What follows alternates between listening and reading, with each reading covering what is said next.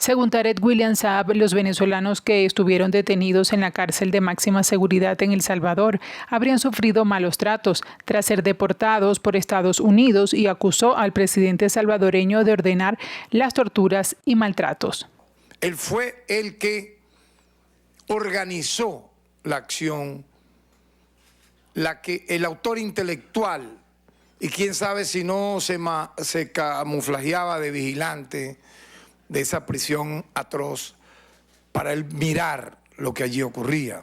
Pues yo estoy seguro que la vigiló día y noche con cámaras en su casa, en el baño de su casa, donde fuese, ¿no? Porque no hubo un solo día y una sola hora en que los 252 venezolanos no fueron brutalmente torturados. Yo quiero ver ahora, con los anuncios que vamos a hacer, con las denuncias que vamos a hacer, que se convierten automáticamente en noticias crímenes, ¿qué va a hacer los organismos multilaterales de derechos humanos contra este criminal? De acuerdo con Saab, la Fiscalía documentó los testimonios de los migrantes durante 2 días de entrevistas en las que participaron 81 funcionarios. Sufrieron torturas sistemáticas que incluyeron golpizas diarias y constantes por parte de los custodios, aislamiento en celdas inhumanas, denominadas la isla, sin contacto con la luz solar, sin ventilación, y para rematar con ataques sistemáticos de perdigones. Por otro lado, punto 3, tratos inhumanos o degradantes. Permanecían arrodillados por horas en pisos ásperos. Los paraban los custodios sobre sus manos y tobillos y los mantenían con exposición permanente a luz artificial intensa. Calculemos estas lámparas 40 veces más fuerte que esta, directamente en sus ojos todo el día. A esto se agrega recibir alimentación en estado de descomposición y agua no potable que le generó enfermedades gástricas. Además, indicó que algunos denunciaron haber sido golpeados con perdigones tras reclamar por los abusos, mientras que otros aseguraron haber sido víctimas de violencia sexual durante los traslados a sus celdas. Casi todos, una gran mayoría, fue abusada sexualmente, agredido sexualmente por los custodios, cuando los llevaban a la celda de castigo, de una manera que solamente depravados y bajo la instrucción de Bukele, no hay duda aquí. Él ordenó cada una de las acciones al margen de los derechos humanos que aquí estoy narrando. La investigación también incluye al ministro de Justicia y Seguridad Pública de El Salvador, Héctor Gustavo Villatoro, y al viceministro y director general de Centros Penales, Osiris Luna Mesa. Saab señaló que 3 fiscales nacionales fueron asignados al caso y se han realizado 25 reconocimientos, además de haber recogido 123 denuncias de los venezolanos repatriados. Foro Penal confirmó la excarcelación de 57 presos políticos, incluidos 9 estadounidenses o residentes permanentes. La ONG Foro Penal confirmó este lunes la excarcelación de 57 presos políticos, de los cuales 48 son venezolanos y 9 de ellos son ciudadanos estadounidenses o residentes permanentes en ese país. Las liberaciones ocurrieron en distintos centros de detención del país, entre ellos el Helicoide, Tocorón, Rodeo 1, FAES en Maturín y otros centros judiciales del oriente venezolano. En su cuenta en X, Foro Penal informó que confirmaron la excarcelación reciente de 57 presos políticos. De estos, 9 son estadounidenses, residentes permanentes, un excarcelado que no había sido registrado como preso político, y 48 son venezolanos, incluida una mujer de nombre Aiza Daniela Boada López, informó la organización a través de su cuenta en X. Sin embargo, Foro Penal advirtió que no se ha divulgado un listado oficial que permita verificar con precisión el alcance de estas liberaciones. En ese sentido, el organismo explicó que solo registra como presos políticos a 9 de los 10 ciudadanos estadounidenses o residentes liberados, debido a que uno de ellos no figuraba en su lista. El partido político Primero Justicia exigió este lunes al Estado venezolano que informe de manera urgente sobre el paradero del activista universitario Simón Bolívar Obregón, quien lleva más de 72 horas desaparecido, según denuncias en su entorno político y académico. El joven dirigente estudiantil y defensor de la educación pública fue detenido de forma arbitraria en la madrugada del pasado viernes por sujetos encapuchados que irrumpieron en su residencia, de acuerdo con la denuncia de la Federación de Centros Universitarios de la Universidad Central de Venezuela, otras organizaciones de la sociedad civil. El caso ha generado preocupación entre gremios universitarios y defensores de derechos humanos, quienes alertan sobre un patrón creciente de persecución contra líderes estudiantiles en el país. El director del Observatorio Venezolano de Prisiones, Humberto Prado, puntualizó que durante 2024 105 reclusos fallecieron en cárceles del país y otros 40 en calabozos policiales, la mayoría de ellos debido a problemas de salud, con un hacinamiento que alcanzó 145.85%, 40 veces mayor que la capacidad instalada para el sistema penitenciario en Venezuela. Han fallecido por problemas de salud 560 personas. Y cuando decimos por problemas de salud, es porque el Estado tiene que garantizar precisamente la atención médica, la alimentación, unas condiciones mínimas, por lo menos para que las personas no puedan tener problemas en el sentido de la ventilación y todas las enfermedades que lamentablemente por el hacinamiento se desarrollan en las cárceles de nuestro país. Desde la organización denunciaron las prácticas de aislamiento prolongado y condiciones infrahumanas para los presos políticos, quienes se mantienen en celdas solitarias de 2 por 2 metros, sin ventilación, camas de concreto y una letrina.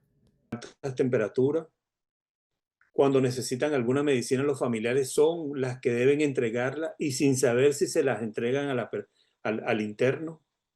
Hay presos políticos que tienen hasta 15 días continuos con diarrea, otros con hongos en los pies y continúan bajando de peso mientras la salud mental y deterioro es dolorosa. En lo que tiene que ver con ese aislamiento prolongado, yo creo que vale la pena mencionar de que yo sé que de repente van a decir que uno es como muy extremista, pero o sea, cuando tú tienes por lo menos presos políticos en el SEBIN o en otras dependencias que tienen hasta ya un año sin poder ver a su ser querido, sin poder darle un abrazo a su esposa, sin poder abrazar a sus hijos. ¿Qué busca el régimen de Maduro con esto? Bueno, puede buscar simplemente que la persona o que la persona... O sea, ellos impulsan la muerte de la persona privada de libertad. Prado se refirió además al reciente canje de prisioneros políticos y migrantes venezolanos entre Nicolás Maduro y el gobierno de Nayib Bukele en El Salvador. Para el Observatorio Venezolano de Prisiones, cualquier libertad es una victoria, cualquiera, independientemente de la persona. Y que todas las personas que han sido detenidas, tanto con el intercambio de Venezuela, con el intercambio de El Salvador y que fueron trasladados desde otro país, simplemente yo puedo concluir que son unas detenciones totalmente arbitrarias, porque todas las personas tienen derecho a un juicio justo y que sea un juez precisamente quien determine la situación de cada persona y no son precisamente cuestiones administrativas. Y ahí usted se puede dar perfectamente cuenta de que lamentablemente no hay, por lo menos en nuestro país, autoridades judiciales para que puedan precisamente validar este tipo de situaciones. Con respecto a la situación de las mujeres en los penales del país, el informe documentó que solo 3 de los 16 anexos femeninos se encuentran actualmente en funcionamiento, los cuales no cuentan con servicio de agua continuo para la higiene menstrual y desenvolvimiento diario de las reclusas. A 10 días de su polémica liberación, el sicario venezolano Alberto Carlos Mejía Hernández logró huir de Chile, según revelaron este domingo fuentes de la investigación a Radio Cooperativa.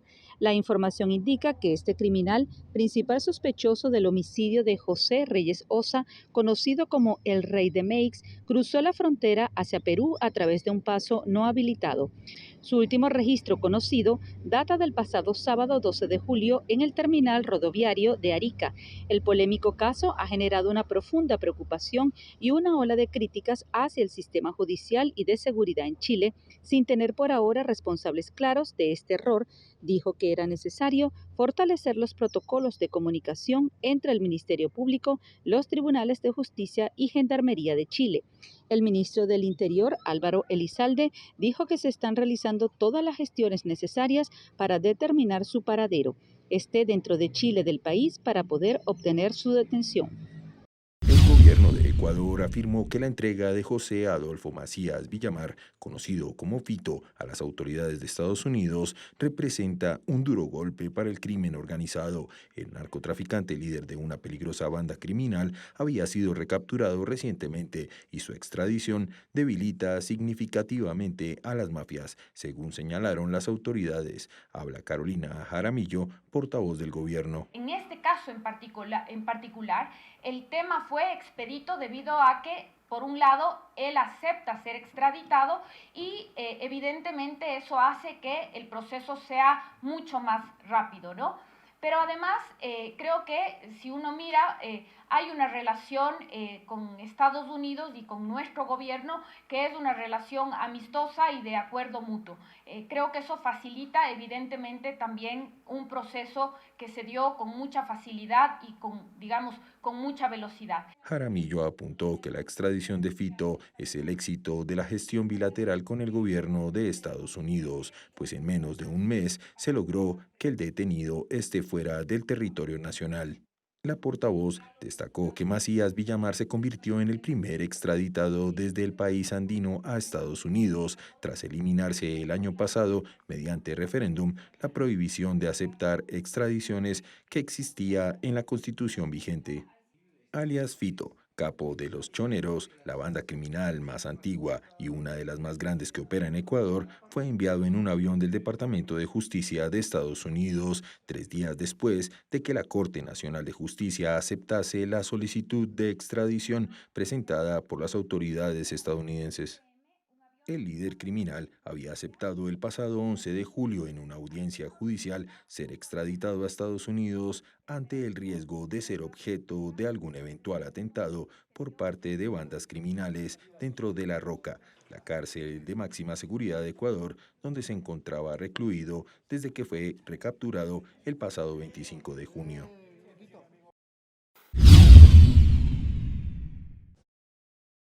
A través de la red social X, Bukele aseguró que el régimen de Maduro estaba satisfecho con el acuerdo de intercambio, por eso lo aceptaron. Según el mandatario salvadoreño, ahora gritan y se indignan, pero no porque estén en desacuerdo con el trato, sino porque acaban de darse cuenta de que se quedaron sin rehenes del país más poderoso del mundo. Las declaraciones surgieron luego de que el fiscal general de Venezuela, Tarek William Saab, anunciara el lunes la apertura de un proceso contra Bukele y otros funcionarios salvadoreños. Los acusa de haber cometido crímenes de lesa humanidad por los supuestos abusos sufridos por los 252 migrantes venezolanos que estuvieron detenidos casi 4 meses en una megacárcel salvadoreña, donde según Saab habrían sido víctimas de golpizas diarias, abusos sexuales, entrega de comida podrida y torturas.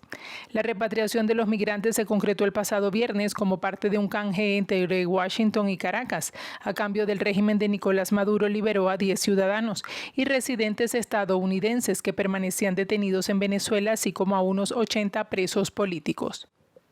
En esta oportunidad, cuando ya estaba todo listo, hubo maniobras de última hora. Sabemos de primera fuente, Bukele, lo sabemos todo de ti, sabemos de primera fuente la ira, la locura y la desesperación en que estabas, para no decir otras cosas que pudieran develar de dónde obtenemos la información. Sabemos la locura, que no pudiste parar el primer avión, pero al segundo avión le puso en la pista unos carros, unos Toyota que dicen, para provocar o un accidente o evitar que salieran. Y los pilotos entonces informaron, Jorge estaba al lado de McNamara. Jorge Rodríguez, jefe negociador del chavismo, afirmó que fue necesaria la intervención del encargado de negocios interino de la Oficina Externa de Estados Unidos para Venezuela, John McNamara, quien se encontraba desde Caracas supervisando la entrega de los 10 estadounidenses y quien hizo una llamada con la que aparentemente Bukele permitió el despegue del vuelo. Cuando cierran las puertas los aviones de los aviones con los venezolanos, entonces Bukele no permite que se prendan los motores y sometieron durante 44 minutos a los tripulantes, al capitán y a todos los tripulantes y a los pasajeros a una situación de un calor y un sofocamiento tan grande que a los 42 minutos yo le digo a McNamara, mira, no va a quedar más remedio que abortar la misión, porque yo no voy a permitir que tengamos a 252 personas sofocadas y además a unos pilotos que tienen que encender el avión, que tienen que volarlo después, ¿en qué condiciones físicas van a volar esos aviones?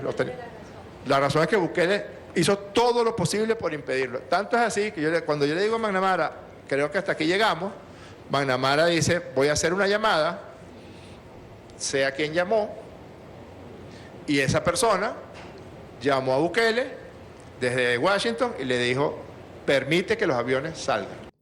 Como se recordará, el pasado viernes, 252 venezolanos que se encontraban en la cárcel del Secot de El Salvador fueron repatriados a Venezuela en una operación de intercambio por 10 estadounidenses detenidos que estaban en el país.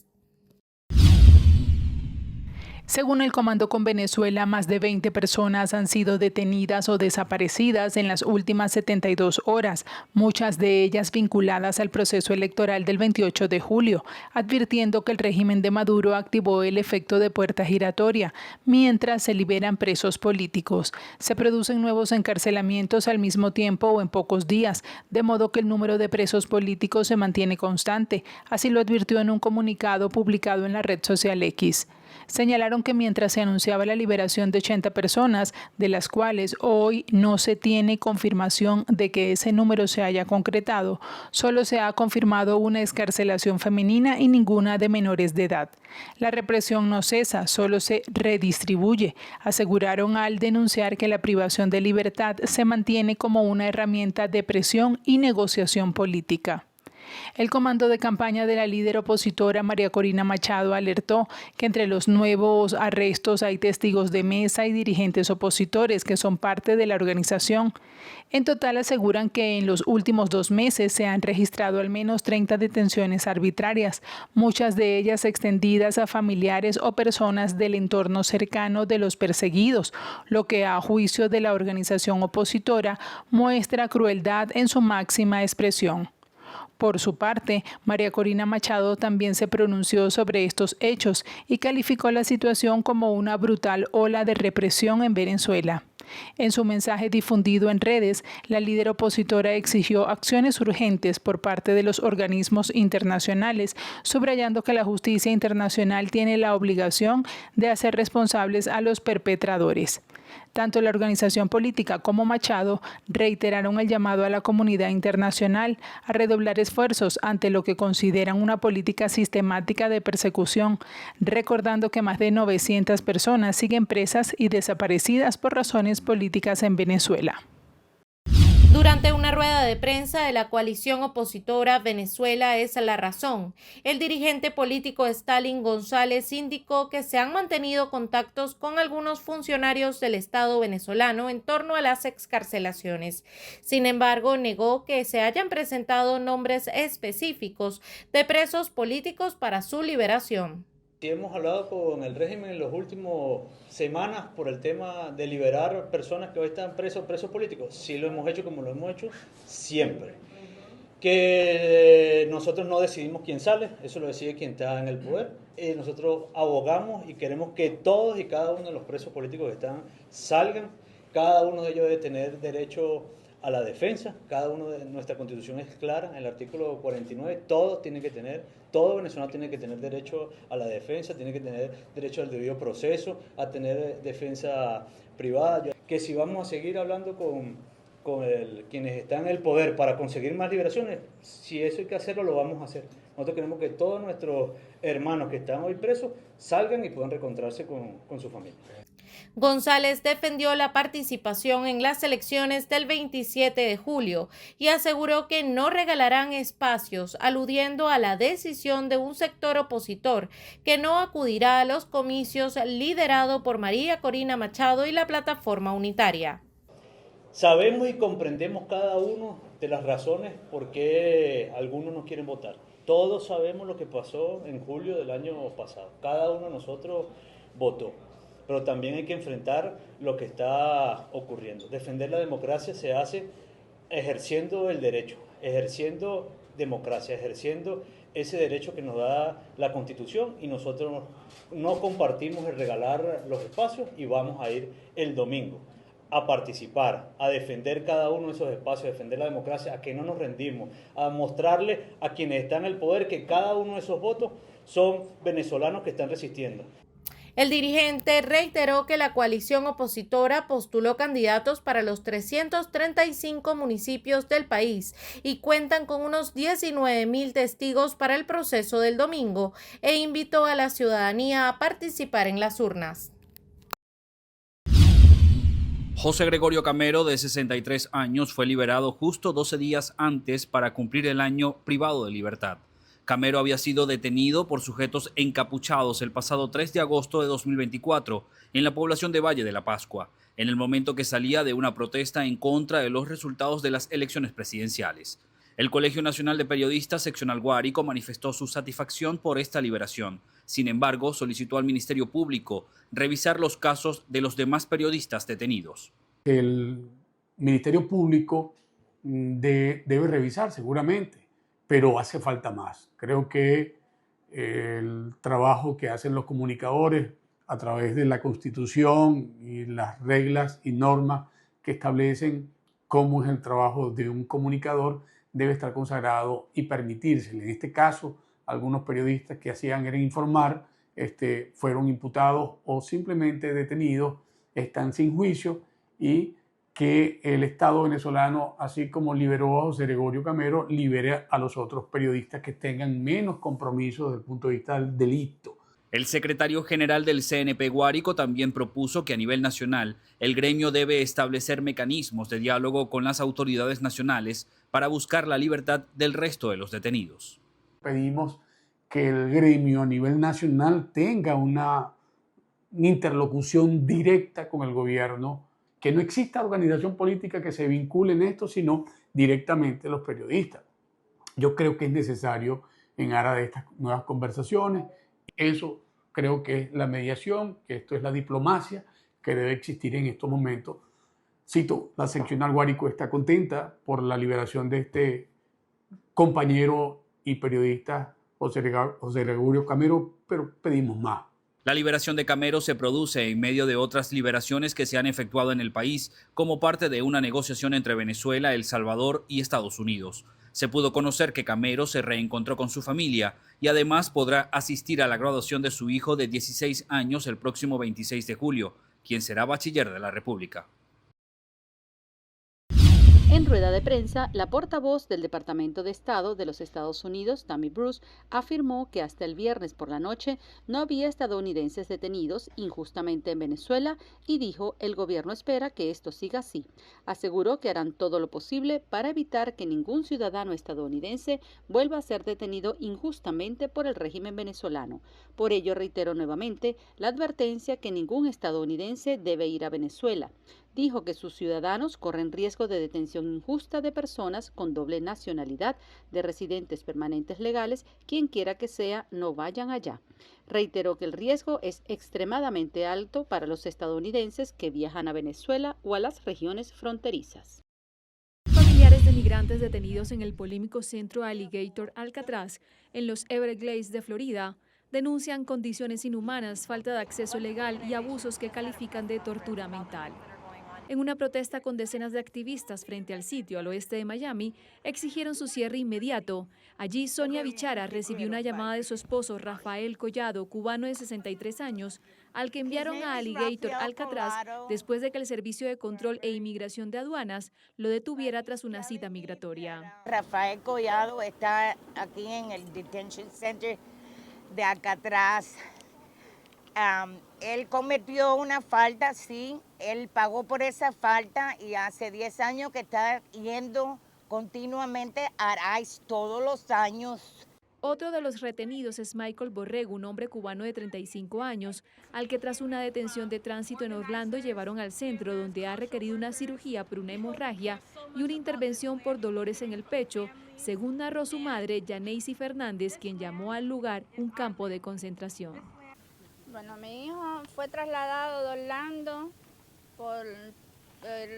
lo llevaron para Orlando para una corte que lo cogieron manejando con la licencia suspendida y de Orlando después de la corte le dieron 48 horas de salida, cuyos le dijeron a las 48 horas que ya iba a salir para afuera, que ya lo iban a soltar y afuera estaba la AI esperándolo y lo cogió. De aquí cuando lo trajeron no le dieron un medicamento, él vino con infección ya del hospital, no les interesó y lo sacaron del hospital así. María Asunción Bilbao, coordinadora de campañas de American Friends Services Committee, demandó el cierre de esta instalación y pidió que dejen de perseguir a la gente como la están persiguiendo. Es una cacería y cuando están hablando de criminales es mentira.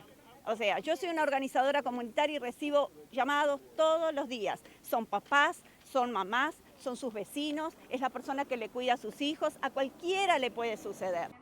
Entre las peticiones de organizaciones como American Friends Service Committee está el desalojo inmediato del centro de detención, el monitoreo de salud de todos los detenidos, las evaluaciones médicas para los ya liberados y el acceso completo a abogados.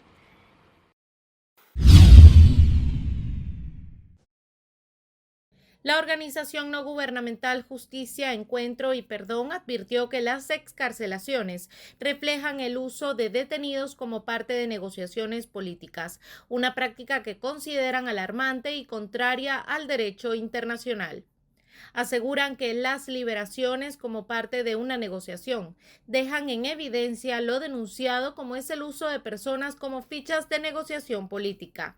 La organización alertó sobre la falta de información oficial respecto a la identidad de los liberados y denunció la ausencia de garantías para evitar que estas detenciones vuelvan a repetirse. Además, el silencio oficial sobre las condiciones de reclusión, tortura y tratos crueles que muchas de estas personas han sufrido. Justicia, Encuentro y Perdón pidió a la comunidad internacional que mantenga su atención sobre la situación en el país y reiteraron su llamado a exigir transparencia en este tipo de acuerdos y apoyar de manera decidida a las víctimas y sus familias sin contribuir a normalizar prácticas contrarias a la dignidad humana. Una de las recientes detenciones por motivos políticos es la del presidente de FETRA Bolívar, Fidel Brito, quien es miembro de la Intersectorial de Trabajadores de Guayana y en diversas protestas ha denunciado las injustas condiciones de trabajo de los empleados en la zona sur de Venezuela. Fernando Serrano, dirigente laboral de la estatal Corporación Venezolana de Guayana, Venalum, también está en la lista de detenidos, según denunciaron sus compañeros de trabajo. Sobre este caso trascendió que sus familiares desconocen dónde lo tienen arrestado ni cuál es su condición de salud. Por otro lado, Ángel Rivas, dirigente sindical y esposo de la presidenta del Colegio de Enfermería de Guayana, Marixa Moreno, también fue aprehendido por cuerpos de seguridad de la administración.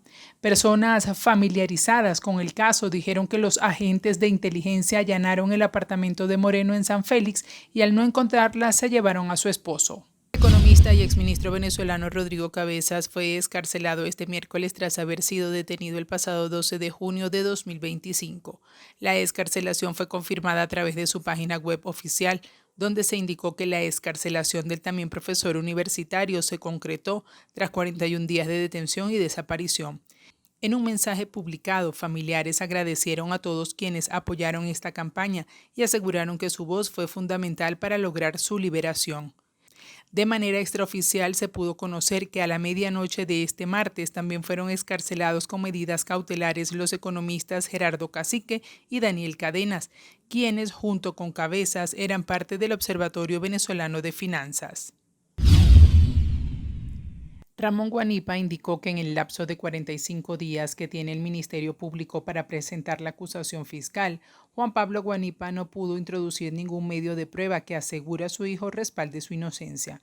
Ramón Guanipa hizo un llamado al juez segundo de control Carlos Liendo, con competencia en terrorismo, para que garantice los derechos procesales de su padre. El 23 de mayo del 2025, Diosdado Cabello, ministro de Interior, Justicia y Paz de Venezuela, anunció la detención del dirigente opositor Juan Pablo Guanipa, quien relacionó con una supuesta red terrorista para atentar contra las elecciones legislativas y de gobernadores del 25 de mayo. Ramón Guanipa indicó que ya van 2 meses sin saber dónde está y cómo se encuentra su padre. Pide su liberación inmediata y respeto a sus derechos humanos. Reiteró que Juan Pablo Guanipa es inocente y seguirá luchando por su liberación. La Fiscalía General de Colombia impuso medidas cautelares con fines de extinción de dominio a 3 bienes ubicados en el municipio fronterizo de Ipiales, Nariño: un hotel, un estacionamiento y un restaurante. Las autoridades informaron que los bienes serían utilizados para alojar, ocultar y movilizar extranjeros, principalmente venezolanos, en tránsito irregular hacia Ecuador, Perú y Chile.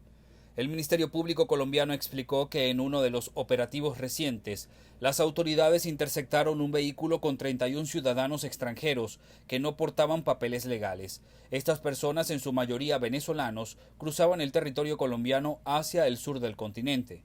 La Fiscalía de Colombia documentó al menos 30 casos en los que los dueños de los bienes, ahora embargados, habrían recibido grandes sumas de dinero a cambio de permitir la salida de autobuses con migrantes irregulares.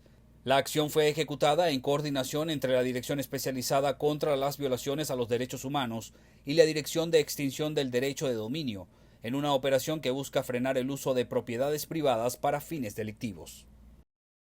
La Ciudad de México se ha convertido en un punto crítico para cientos de migrantes que permanecen varados ante la falta de documentos y entre el miedo y la desconfianza hacia las instituciones, agravando la crisis migratoria en la capital mexicana.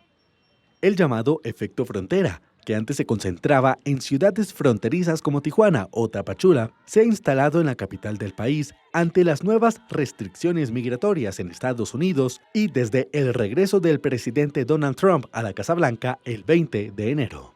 Tania Rodríguez Zafra, directora de la organización civil Ayuda en Acción México, declaró: Todas las personas que migraban, sobre todo las personas extranjeras de Centroamérica y Sudamérica, se quedan un poco detenidas en sus comunidades de origen, esperando a ver qué va a suceder con la política migratoria. Entonces decimos, ¿dónde quedan todos? Si las fronteras están casi desiertas, pues todos se están asentando en Ciudad de México, ¿no? Esperando una oportunidad de que se puedan abrir otra vez las fronteras de Estados Unidos o poder hacer algo. En México se reciben entre 500 y 800 solicitudes de asilo cada día, según datos de la Comisión Mexicana de Refugiados obtenidos por Ayuda en Acción. Un informe de Ayuda en Acción revela que el 44% de 351 personas migrantes encuestadas en la capital, principalmente provenientes de Venezuela, Cuba y Centroamérica, no pueden avanzar ni establecerse debido a barreras legales, amenazas de deportación y desconfianza institucional. Como alternativa a los albergues, Ayuda en Acción apuesta por atender la problemática estructural de la movilidad, por lo que a finales de 2024 abrió la primera casa de transición en la capital, enfocada en mujeres y población LGTBI que reciben un alojamiento temporal y apoyo para regularización de documentos, empleo y vivienda.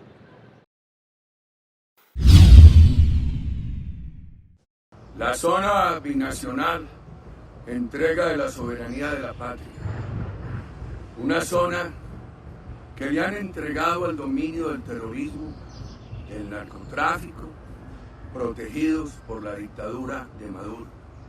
Una de las primeras decisiones de un nuevo gobierno que elijamos y que empiece el 7 de agosto del año entrante es echar para atrás esta decisión, cancelar esa zona binacional. Aquí se está poniendo en riesgo la soberanía nacional, se está jugando con la seguridad de Colombia, estamos negociando nuestra soberanía con un régimen que apoya el narcotráfico, que da libre tránsito a las guerrillas para que ataquen, extorsionen y asesinen colombianos. El silencio del gobierno de Gustavo Petro lleva a muchas preguntas. ¿Cuál es el alcance? ¿Cómo? ¿Cuándo? ¿Y quién lo negoció? ¿Hasta dónde va esta zona bilateral? A través de un video, la organización no gubernamental Provea alertó que en Venezuela al menos 5 defensores de derechos humanos permanecen encarcelados injustamente. Ellos son Rocío San Miguel, fue detenida en febrero de 2024 junto a familiares por exigir rendición de cuentas al poder militar. Javier Tarazona de Fundarredes está preso desde julio de 2021 por documentar la violencia en zonas fronterizas. Eduardo Torres, abogado de Provea, fue víctima de desaparición forzada en mayo de 2025 y permanece aislado e incomunicado en el Helicoide, a pesar de ser beneficiario de medidas cautelares de la Corte Internacional de Derechos Humanos. Carlos Luis Rojas, periodista y activista, fue detenido en abril de 2024 y enfrenta condiciones similares. Kennedy Tejeda, abogado del Foro Penal, fue arrestado en agosto de 2024 mientras ofrecía asistencia legal. Provea agrega que todos ellos han enfrentado procesos judiciales sin garantías, evidenciados en la detención arbitraria, incomunicación, aislamiento y falta de acceso a justicia. Agrega Provea que el Estado venezolano incumple su obligación de respetar el debido proceso y el derecho fundamental a defender derechos. De Tajud Hanit Ortiz, el área de cooperación internacional de la Fiscalía de Madrid, ha redactado un informe sobre su situación jurídica para remitirlo a las autoridades de Estados Unidos, informaron a EFE fuentes jurídicas. Con esto, Estados Unidos tendrá constancia del proceso judicial que se siguió contra él en España y luego en Venezuela, donde fue condenado a 30 años de cárcel en 2024. Por su parte, fuentes del Ministerio de Justicia español recordaron que se trata de un hombre de doble nacionalidad venezolana y estadounidense, cuya extradición fue solicitada por la justicia española a Venezuela, pero el Tribunal Supremo de ese país la rechazó. Por eso, su caso queda fuera de la jurisdicción española, indicaron. El ex marín estadounidense es uno de los 10 estadounidenses que Caracas liberó el viernes como parte de una negociación que incluyó el retorno al país caribeño de 252 migrantes detenidos en El Salvador desde marzo. Las familias de las 3 víctimas del criminal denunciaron este martes que por error o por desconocimiento quedará en libertad un asesino condenado. Venezuela reconoció en las últimas horas que Estados Unidos defendió y se llevó a un asesino convicto entre los 10 norteamericanos que Caracas liberó el viernes, según explicó el ministro de Interior venezolano Diosdado Cabello. Tras semanas de tensiones, las Fuerzas Armadas de Tailandia y Camboya mantuvieron un enfrentamiento bélico este jueves, dejando al menos 12 muertos y decenas de heridos. El choque, que ha contado con ataques aéreos y que ambas partes se acusan mutuamente de haber iniciado, tuvo lugar en al menos 6 puntos distintos de las provincias fronterizas tailandesas de Surin, Ubon Ratchathani y Buriram. El ejército de Tailandia alertó la mañana de este jueves de que las fuerzas camboyanas abrieron fuego en Surin y que 6 soldados de Phnom Penh se encontraban frente a una de sus bases de operaciones completamente armados, incluyendo con lanzacohetes. Por su parte, el presidente del Senado de Camboya y exmandatario del país, Hun Sen, acusó a Bangkok de haber iniciado el ataque, por lo que no ha tenido más remedio que utilizar su derecho soberano y territorial para defenderse.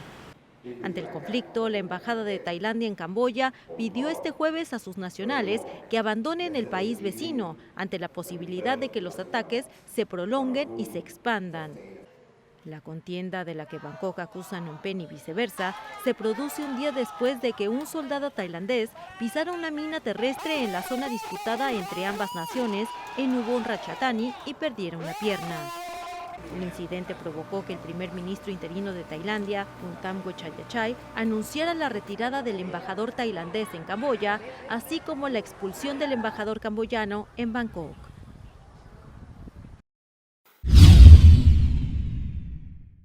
Organizaciones de la sociedad civil en Venezuela denunciaron ante la Comisión Interamericana de Derechos Humanos una nueva ola de represión sistemática contra defensores de derechos humanos en Venezuela.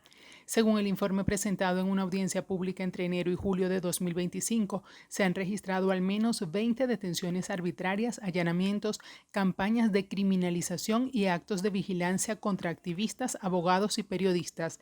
La denuncia destaca casos emblemáticos como el de Rocío San Miguel, Javier Tarazona, Carlos Julio Rojas y otros que permanecen detenidos o enfrentan procesos judiciales sin garantías. Las organizaciones advierten que estas acciones buscan silenciar voces críticas e inhibir el trabajo en defensa de los derechos fundamentales, en un contexto de creciente persecución por parte del Estado venezolano.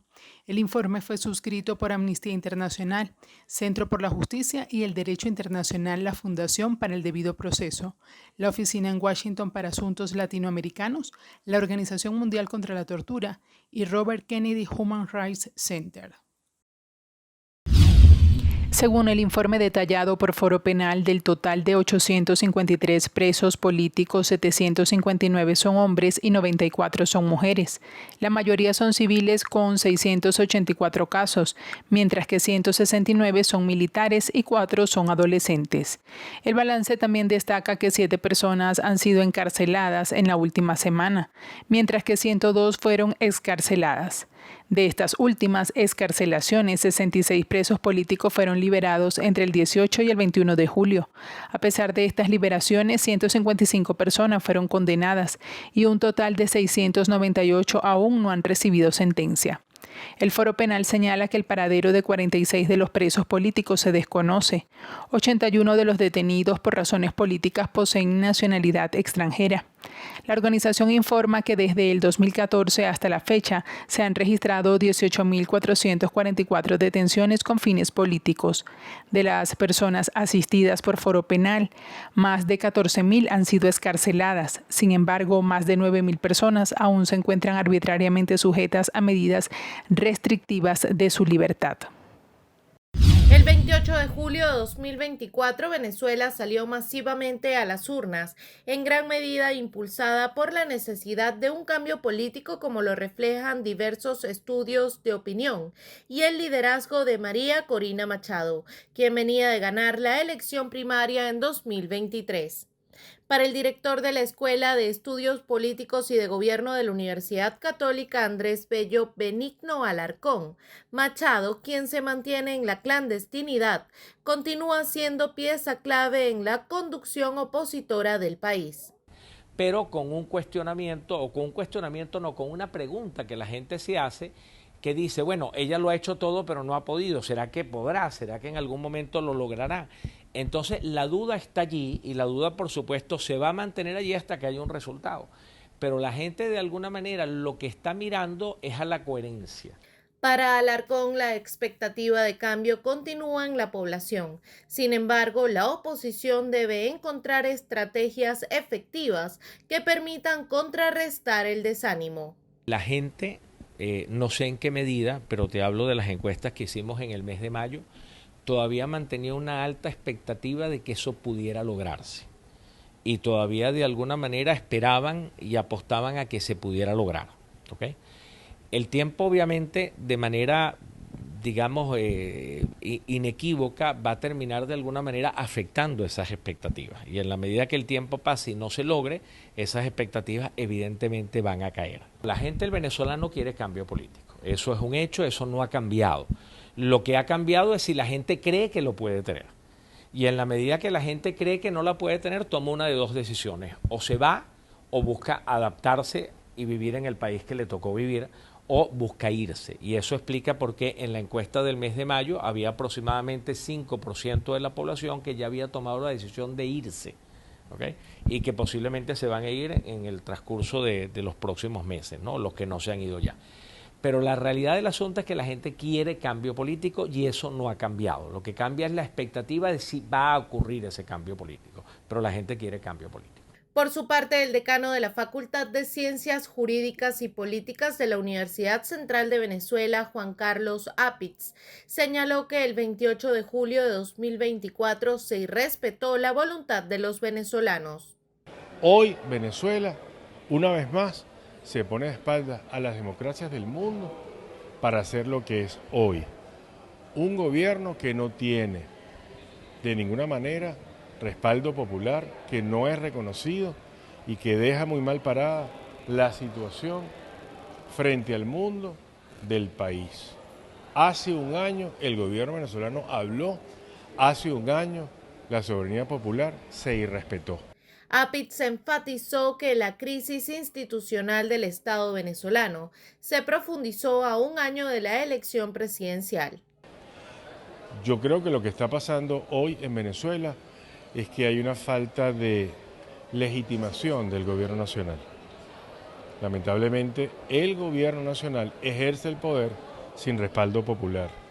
Desconocer la soberanía popular, tal como lo establece el artículo 5 de nuestra Constitución Nacional, trae como efectos eso. No hay legitimidad del gobierno nacional para ejercer el poder público.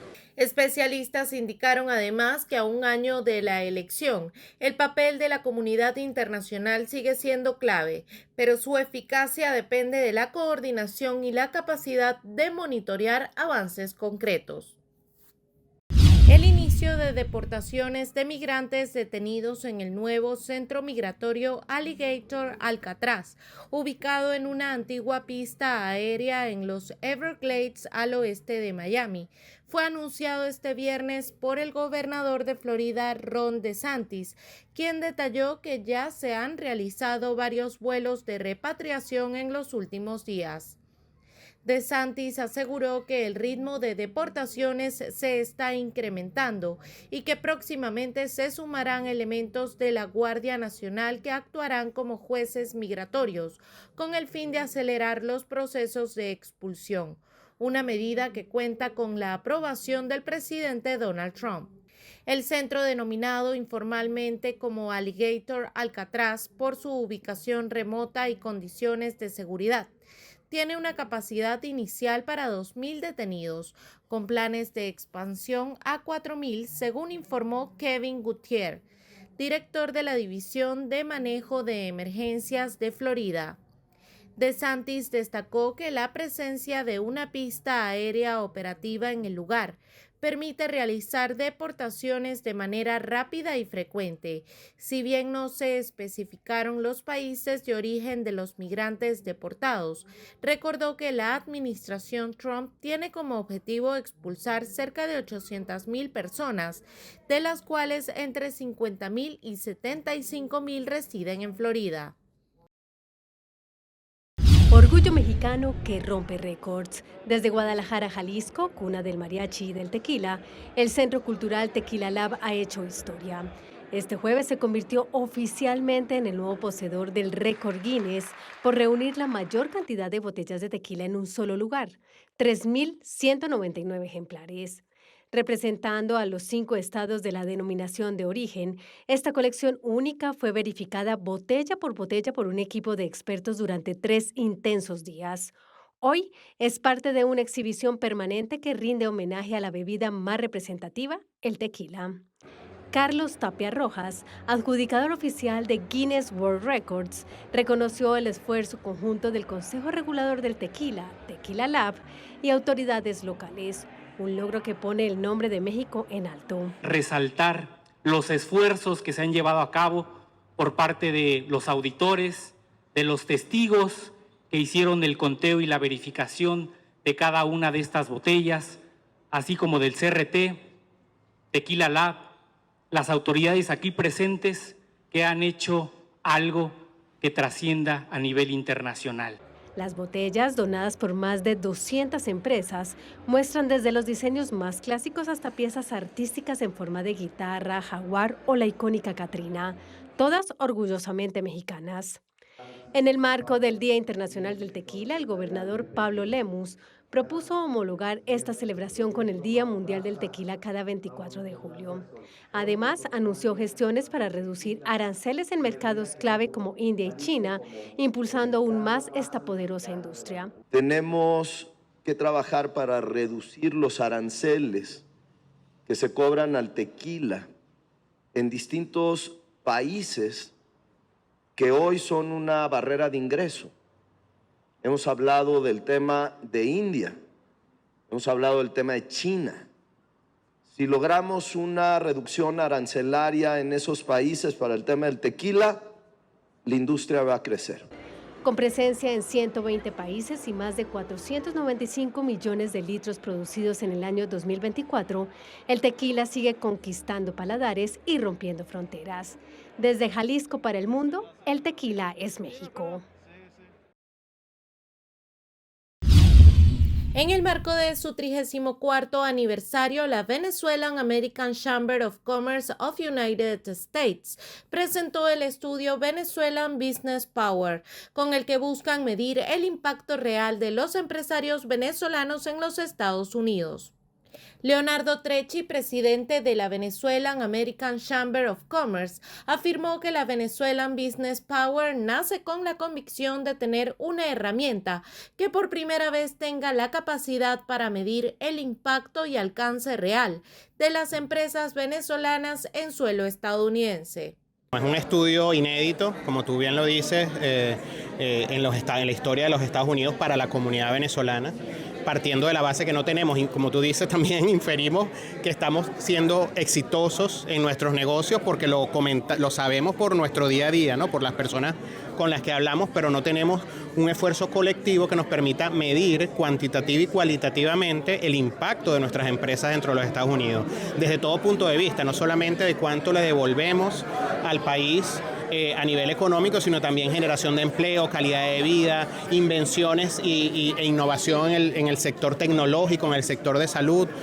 Todo esto lo vamos a poder ver como resultado de este estudio. Para la Venezuelan American Chamber of Commerce, el estudio representa además una oportunidad para conocer más a fondo al empresariado venezolano en Estados Unidos, así como una herramienta para impulsar estrategias que permitan su crecimiento en la región. Estamos partiendo de una base cero y estamos construyendo la base para que sea un estudio que año a año refleje mucho más cosas, refleje el poder, por ejemplo, de las empresarias venezolanas, de los jóvenes en la tecnología. Con nuevo logo y una renovada imagen para celebrar su 34 aniversario, desde la organización hicieron un llamado a los empresarios venezolanos en Estados Unidos a sumarse a esta iniciativa y participar en su difusión. Aquí está abierto esto para todo el empresario que quiera colaborar. Nosotros estamos haciendo un llamado que tiene como dos aristas principales. La primera es asegurarnos de que tenemos representatividad del empresariado venezolano. ¿Cómo lo hacemos? Con que cada uno de nosotros ayude y vaya dando nombres de las empresas y de los contactos que tiene. ¿Y cómo lo puedes hacer? Simplemente haciéndonos llegar la información a la Venezuelan American Chamber of Commerce a través de nuestra página web. La segunda fórmula de colaboración, evidentemente, es convirtiéndote en patrocinante, en permitirnos colaborar económicamente para que este estudio tenga manera de difusión, para permitirnos además de que nos aseguremos de que esa difusión sea llevada a todos los Estados Unidos y que ese estudio que estamos haciendo de la mano de Datos Group, que está colaborando con nosotros en todo el desarrollo metodológico y en el liderazgo del estudio cualitativo que estamos haciendo, sea bien llevado. La Venezuelan Business Power cuenta con el apoyo de empresas venezolanas que día a día apuestan por el crecimiento de la comunidad en Estados Unidos, como Southgate Toyota, Southgate Kia y Pagna Group. Cuando tú ves todas las cámaras importantes en el mundo, pues cuando tú tienes la unión de todos y sabes exactamente el impacto que genera, pues eso le da una visión diferente a la posibilidad de conseguir capital como inversión, capital como préstamo, la referencia que hace inclusive a nivel de franquicias, a nivel de empresas, a nivel del mismo gobierno, pues. Actualmente la comunidad hispana representa más del 20% de la población de los Estados Unidos y generan más de 3.2 billones de dólares en poder adquisitivo, lo que convierte a la Venezuelan Business Power en una herramienta pionera para hacer una radiografía de cómo se encuentran las empresas venezolanas frente a esta realidad.